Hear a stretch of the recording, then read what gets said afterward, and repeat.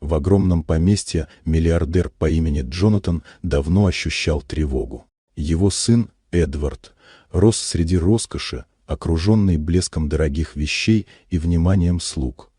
Но в поведении юноши Джонатан все чаще замечал холодность и равнодушие. Он видел, как Эдвард с легкостью пренебрегает другими людьми, как его смех отзывается пустотой, и решил проверить, каким человеком стал наследник на самом деле. Однажды утром Джонатан покинул дом в потертой одежде. Старый свитер, потертые ботинки и заляпанная кепка почти полностью скрывали его лицо. Перед зеркалом исчез облик уважаемого бизнесмена, оставаясь лишь человеком, которым можно было пренебречь. Он ощущал странное облегчение, словно снимая с себя не только одежду, но и груз долгой жизни, прожитой среди правил и условностей. Когда он подошел к дому, никто не обратил на него внимания. Эдвард находился в большой гостиной, погруженный в экран своего телефона. Джонатан, притворяясь нищим, попросил немного воды. Реакция сына была мгновенной: насмешка, презрение, громкий смех, от которого казалось, что стены поместья содрогнулись.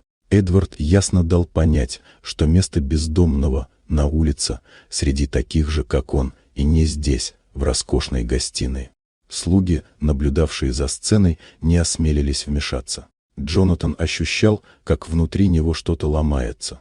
Он надеялся увидеть хотя бы намек на доброту или сострадание, хотя бы каплю уважения к другому человеку. Но вместо этого он встретил лишь унижение. Легкий осенний ветер доносил до него запах гари камина и аромат свежего хлеба из кухни, казалось, еще сильнее подчеркивая контраст между роскошью и его собственным положением. Когда Джонатан вышел за дверь, он снял кепку и показал свое настоящее лицо.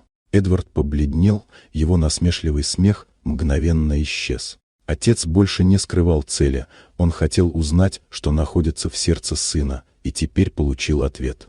Джонатан оставил сыну его прежнюю жизнь, лишив денег и роскоши, и ушел.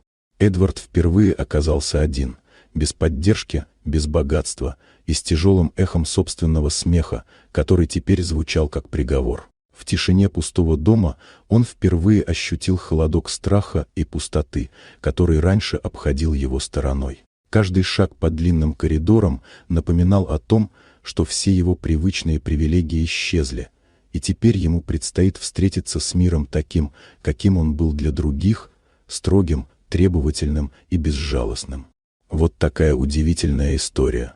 Дорогие друзья, если вам понравилось видео, поставьте лайк, а также подписывайтесь на канал, впереди еще много интересного.